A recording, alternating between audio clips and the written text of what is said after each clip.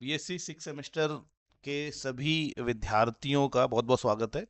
हम केमिस्ट्री की इन क्लासेस में बीएससी 6 सेमेस्टर का जो सिलेबस है सदैव सुमन यूनिवर्सिटी का, उसको हम यहाँ पे कवर कर रहे हैं।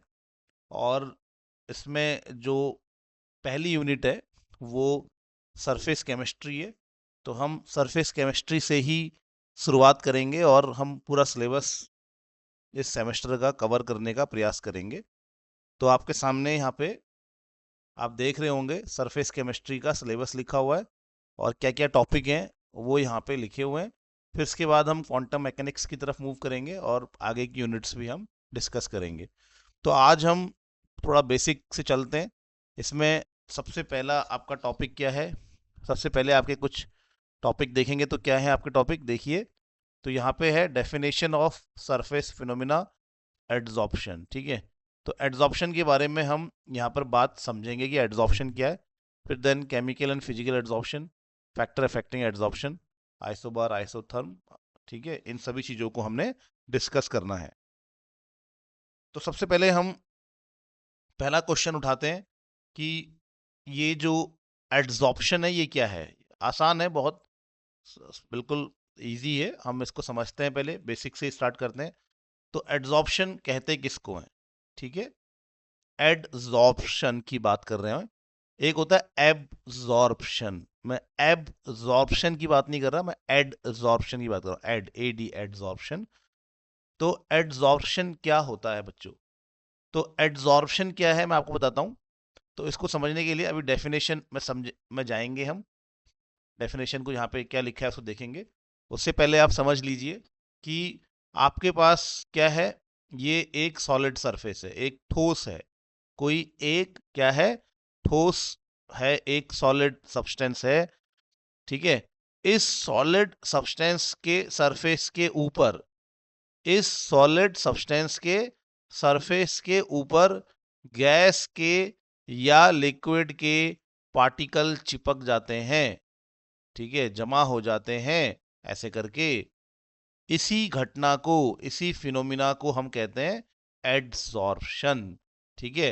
सॉलिड सरफेस के ऊपर, सॉलिड सरफेस के ऊपर गैस के पार्टिकल या लिक्विड के पार्टिकल का इस तरह से जमा हो जाना, जमा हो जाने को इंग्लिश में कहते हैं एक्यूमुलेट हो जाना, ठीक है। इसी फिनोमिना को हम क्या कहते हैं? एड्सॉर्प्शन कहते हैं, ठीक है। ये बात ध्यान रखना है, बहुत अभी आसान है। ऐसा होता है क्यों है हम इसको भी समझेंगे। अब यहां पर आपने ये ध्यान रखना है कि आपने ये ध्यान रखना है कि ये कहाँ पे हुआ है? सरफेस में हुआ है, केवल सरफेस में हुआ है। तो जब कोई चीज सरफेस में हो रही होती है तो उसको सरफेस फिनोमिना कहते हैं, क्योंकि एड्सॉर्प्शन सरफेस में हुआ है। क्योंकि एड्सॉर्प्शन सरफेस में हुआ है, इसीलिए एड्सॉर्प्शन को क्या कहा जाता है? सरफेस फिनोमिना, यानी कि सतही घटना कहा जाता है। तो ये एक सरफेस फिनोमिना है। अब यहाँ पे हमें कुछ टर्म्स ध्यान रखने हैं। अब ये हुआ क्यों, सरफेस में ऐसे एड्सॉर्ब क्यों हुआ, ये कारण अभी हम समझेंगे थोड़ी देर में। अब ये जो हमारा सॉलिड है जिसके सरफेस में चीजें चिपक रही हैं, इसको कहते हैं, इसको क्या कहते हैं? इसको कहते हैं एडजॉर्बेंट। एडजॉर्बेंट, ठीक है। इसको हम कहते हैं एडजॉर्बेंट। तो ये जो हमारा सॉलिड है, इसके सरफेस में, जिसके सरफेस में एड्जॉर्प्शन हो रहा है, ठीक है, जिसकी सतह पे चीजें चिपक रही हैं, उसको क्या कहा जाता है? एड्जॉर्बेंट कहा जाता है। और जो चिपक रही हैं चीजें, जो चीजें क्या हो रही हैं? चिपक रही हैं। जो चीजें एड्जॉर्ब हो रही है, जिस जो गैस के या लिक्विड के पार्टिकल एड्जॉर्ब हो रहे हैं, उसको कहते हैं हम एड्जॉर्बेट। इनको कहेंगे एड्जॉर्बेट। तो ये ध्यान रखना है, ठीक है। एड्जॉर्बेंट क्या होता है? जिसके सरफेस पे चीजें चिपक रही हैं वो एड्जॉर्बेंट है। और जहां पर चीजें चिपक, जो चीजें चिपक रही हैं, जो गैस के पार्टिकल चिपक रहे हैं, जो लिक्विड के पार्टिकल एक्यूमुलेट हो रहे हैं, उनको कहते हैं हम एड्जॉर्बेट, ठीक है। तो ये बहुत बहुत ही सिंपल सी चीज है। अब मैं आपको यहाँ पे जैसे लिखा हुआ है उसको बताता हूँ। आप देखेंगे आंसर कैसे लिखेंगे आप, तो एड्सॉर्प्शन, आंसर कैसे लिखेंगे देखेंगे, तो adsorption is the phenomena in which molecule of gas और लिक्विड, यानी गैस और लिक्विड के मॉलिक्यूल एक्यूमुलेट यानी कि जमा होते हैं on the surface of solid और लिक्विड, ठीक है। The substance on which, on whose surface adsorption occur, जिसके सरफेस में एड्सॉर्प्शन हो रहा होता है, उसको हम क्या कहते हैं, उसको कहते हैं हम एड्सॉर्बेंट, ठीक है। जिसके सरफेस में क्या हो रहा है, एड्सॉर्प्शन हो रहा है, उसको क्या कहते हैं, एड्सॉर्बेंट। और the substance being adsorbed is called adsorbate, और जो एड्सॉर्ब हो रहा होता है उसको क्या कहते हैं, एड्सॉर्बेट कहते हैं। तो ये चीज हमने समझ ली है। अब हम आगे समझते हैं रीजन क्या है, what is the reason for the adsorption. भैया ये एड्सॉर्प्शन हो क्यों रहा है, इसको समझते हैं। तो यहाँ पे क्वेश्चन क्या है अगला, कि एड्सॉर्प्शन का कारण क्या है, एड्सॉर्प्शन क्यों हो रहा है। तो एड्सॉर्प्शन क्यों होता है इसको समझते हैं, बहुत ही आसान सा कारण है इसका। तो एड्सॉर्प्शन आप समझ गए होंगे कि एड्सॉर्प्शन क्या है, और आप ये भी समझ गए होंगे कि वो एक सरफेस फिनोमेना है, ठीक है। अब हम बात करेंगे कि आखिर जो गैस के पार्टिकल हैं या जो लिक्विड के पार्टिकल हैं एनवायरनमेंट में, वो सॉलिड के सरफेस के ऊपर आखिर चिपकते क्यों हैं, क्या कारण है। तो इसको हम समझते हैं, ठीक है। तो इसका क्या रीजन होता है, इसका रीजन मैं यहाँ समझाता हूँ बच्चों, यहाँ पे आप समझने की कोशिश करना। देखो ये एक सॉलिड है, ठीक है, ये एक सॉलिड है। सॉलिड के अगर मैं अंदर किसी पार्टिकल को देखूंगा, मैंने सॉलिड के अंदर एक पार्टिकल बना दिया, ठीक है।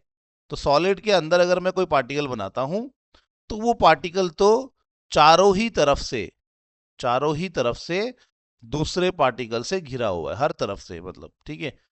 तो जो सॉलिड के सरफेस के अंदर जो पार्टिकल है, ठीक है, वो पार्टिकल चारों ही तरफ से क्या है, वो पार्टिकल अपने चारों तरफ से क्या है, वो पार्टिकल और पार्टिकल से क्या है, घिरा हुआ है, कवर्ड है, ठीक है। इससे क्या होता है, इससे इस पार्टिकल पे, ऐसे पार्टिकल को जो अंदर है उसको कहते हैं बल्क का पार्टिकल।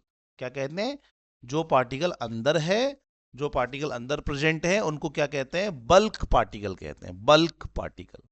तो जो पार्टिकल बल्क में है, बल्क पार्टिकल है जो अंदर है, वो पार्टिकल चारों ही ओर से दूसरे पार्टिकल से घिरा हुआ है। जैसे कि मैंने यहाँ पे, ये है मेरा बी पार्टिकल, इसको कहा है मैंने अंदर का पार्टिकल, ठीक है। तो ये बल्क पार्टिकल है। तो ये जो हमारा अंदर का पार्टिकल है, बल्क पार्टिकल है, चारों ओर से घिरा है, इसीलिए इसके ऊपर जो फोर्स ये वाला पार्टिकल लगा रहा है, उतना ही फोर्स ये पार्टिकल भी लगा रहा है, उतना ही फोर्स ऊपर से भी आ रहा है, उतना ही फोर्स नीचे से भी आ रहा है, ठीक है। इसीलिए ये पार्टिकल अपनी जगह पे स्थिर है, इसको कोई भी टेंशन नहीं है।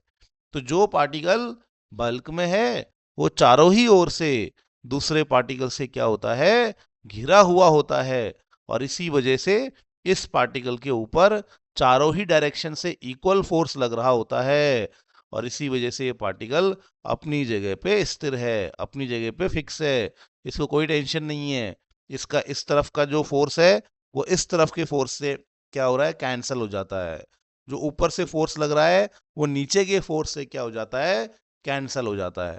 जो आगे से फोर्स लग रहा है, तो पीछे के फोर्स से कैंसल हो जाता है। तो इस तरीके से ये पार्टिकल अपनी जगह पे मस्त है, कोई टेंशन नहीं है। लेकिन जो पार्टिकल सरफेस में है उसका क्या भाई, तो जो पार्टिकल सरफेस में है, जो पार्टिकल सरफेस में है, उसके साथ तो समस्या है ना, उसको नीचे की ओर सब पार्टिकल खींच रहे हैं, उसको नीचे की ओर सारे पार्टिकल खींच रहे हैं, लेकिन ऊपर से उसके कोई पार्टिकल नहीं है। तो जो पार्टिकल सरफेस में है, उसको नीचे की तरफ, अंदर की तरफ क्या क्या महसूस हो रहा है, एक आकर्षण महसूस हो रहा है, जिसको कोई बैलेंस करने वाला ऊपर पार्टिकल नहीं है। तो जो पार्टिकल सरफेस में होते हैं, उनको अंदर के पार्टिकल अपनी ओर क्या करते हैं, खींचते हैं, और इसी वजह से वो सरफेस के पार्टिकल क्या महसूस करते हैं, एक अट्रैक्शन महसूस करते हैं, एक अनबैलेंस्ड अट्रैक्शन महसूस करते हैं। और इसी को बैलेंस करने के लिए, भैया कोई अंदर खींच रहा है, तो यार उस इसको बैलेंस करने के लिए ये सरफेस के पार्टिकल क्या करते हैं, एनवायरनमेंट से गैस के पार्टिकल को अपने सरफेस में लेके आते हैं। इस इसको बैलेंस करने के लिए, भैया कोई अंदर खींच रहा है तो कोई भार भी तो होना चाहिए खींचने वाला, नहीं तो ये तो अंदर की तरफ एक एक क्या क्या महसूस कर रहे हैं, अनबैलेंस्ड पुल महसूस कर रहे हैं, एक खिंचाव महसूस कर रहे हैं। उसी को बैलेंस करने के लिए ये सरफेस के पार्टिकल क्या करते हैं, एनवायरनमेंट से गैस के पार्टिकल को अपनी ओर क्या करते हैं, खींचते हैं। और लिक्विड के भी होंगे तो उनको भी खींचेंगे, ठीक है। तो यही कारण है, तो यहाँ पे ये कारण लिखा हुआ, तो यही कारण है एड्सॉर्प्शन का, यही यहाँ पे आंसर लिखा है, देखो तो एड्सॉर्प्शन अकर, दूसरे पेन से लिखते हैं इसको, ठीक है। तो एड्सॉर्प्शन क्यों होता है, एड्सॉर्प्शन क्यों होता है समझा दिया ना मैंने आपको, समझ गए होंगे, ठीक है। ये देखो, तो एड्सॉर्प्शन क्यों हो रहा है, एड्सॉर्प्शन हो रहा है, एड्सॉर्प्शन हो रहा है क्योंकि बिकॉज सरफेस एटम और molecule of solid, liquid, liquid भी हो सकता है ये एक्चुअली, एड्सॉर्बेंट लिक्विड भी हो सकता है, ठीक है। ये क्या महसूस करता है, ये एक अनबैलेंस्ड फोर्स ऑफ अट्रैक्शन महसूस करता है। और inside the bulk all the particles, all the attractive forces are balanced, अंदर सारे अट्रैक्टिव फोर्स क्या होते हैं, बैलेंस्ड होते हैं।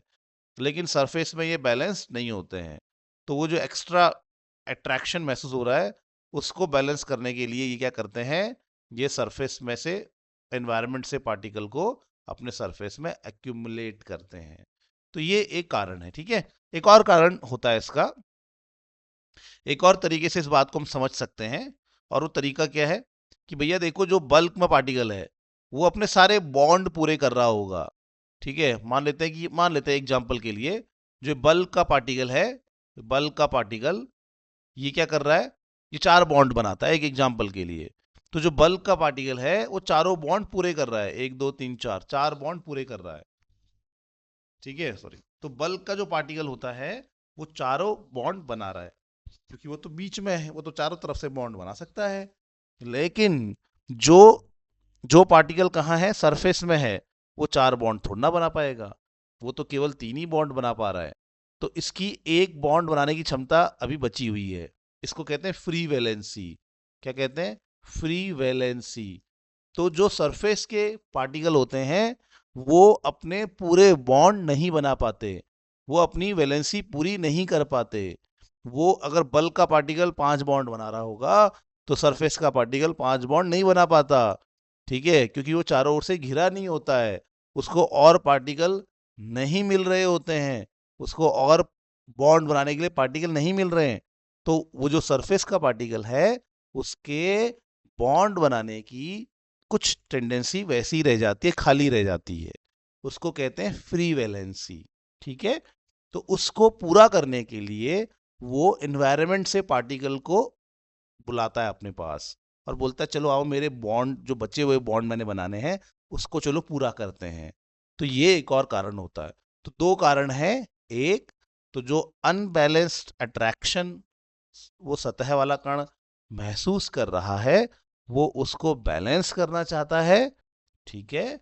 और दूसरा वो उसकी जो वैलेंसी है, फ्री वैलेंसी है, जो बॉन्ड वो पूरे नहीं कर पाया है उन बॉन्ड को पूरा करना चाहता है। और उसको पूरा करने के लिए वो एनवायरनमेंट से पार्टिकल्स को अपनी ओर बुलाता है, अपनी ओर अट्रैक्ट करता है और उनके साथ फिर क्या करता है, वो अपने बॉन्ड पूरे करता है। जैसे इसका एक बॉन्ड इसने और बनाना है तो ये एनवायरनमेंट के पार्टिकल के साथ उस बॉन्ड को बनाएगा, ठीक है। तो ये इसका कारण होता है। तो एड्सॉर्प्शन के 2 कारण मैंने आपको बता दिए। अब चलते हैं एड्सॉर्प्शन के एग्जाम्पल भी लिखेंगे, ये भी एक क्वेश्चन है कि भैया एड्सॉर्प्शन कहाँ कहाँ पे आप देखोगे, ठीक है। तो एड्सॉर्प्शन हमें कहाँ देखने को मिलता है, right few example of adsorption, any 5। तो एड्सॉर्प्शन हमें कहाँ देखने को मिलता है, बहुत सारे एग्जाम्पल होते हैं एड्सॉर्प्शन के। ये कुछ एग्जाम्पल मैंने लिखे हैं, जैसे कि आपने देखा होगा जब कहीं पर आप कहीं पे बहुत ज़्यादा जहरीली गैसें होती हैं, कहीं पे आग लगी हुई है तो वहाँ पे बहुत जहरीली गैसें निकलती हैं।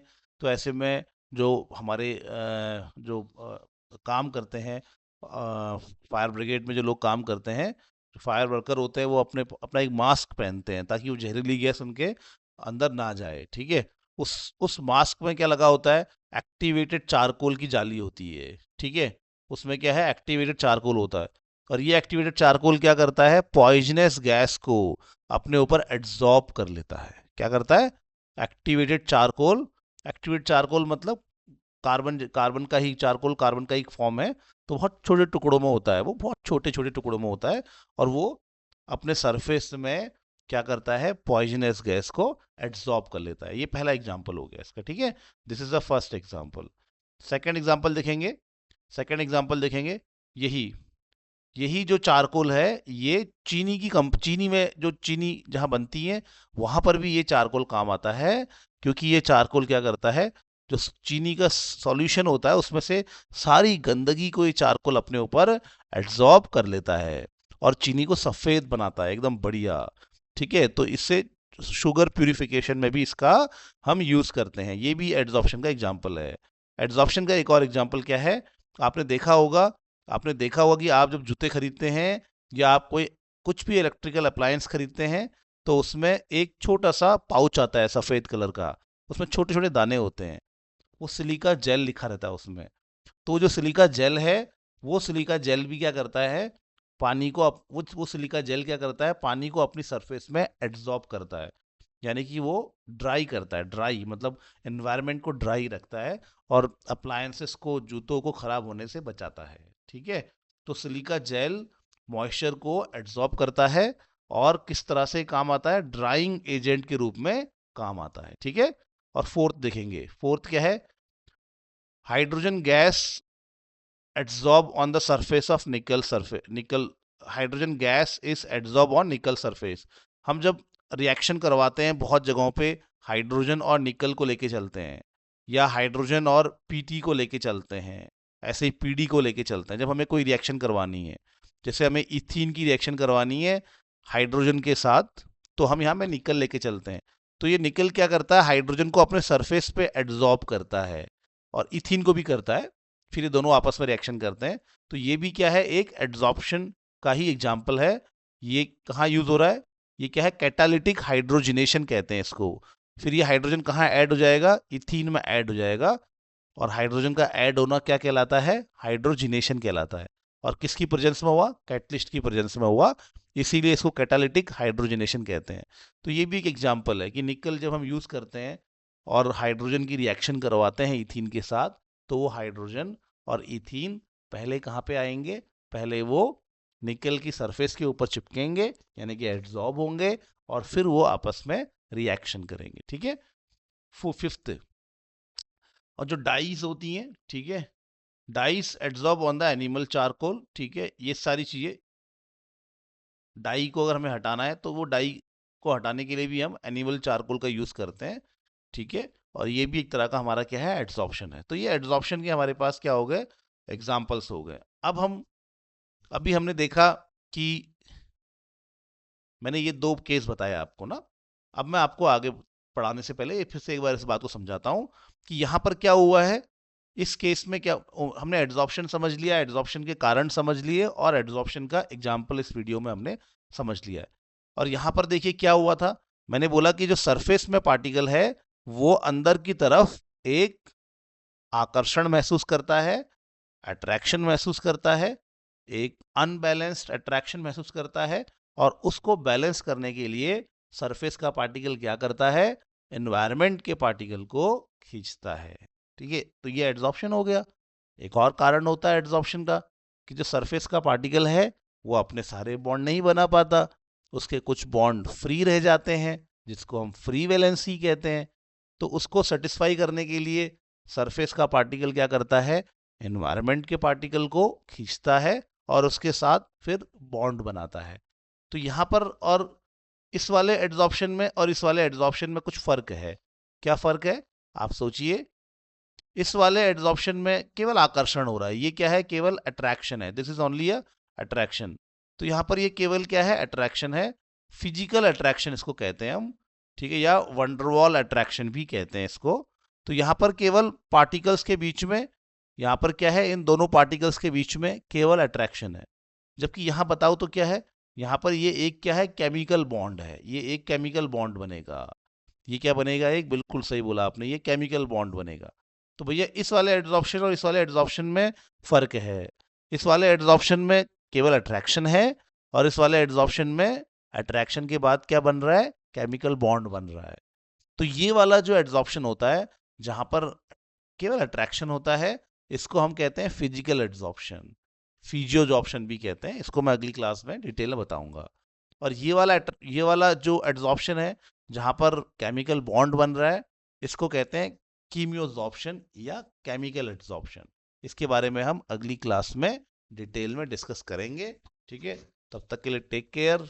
ठीक है, और वही चीज, like share and subscribe my channel please. Thank you.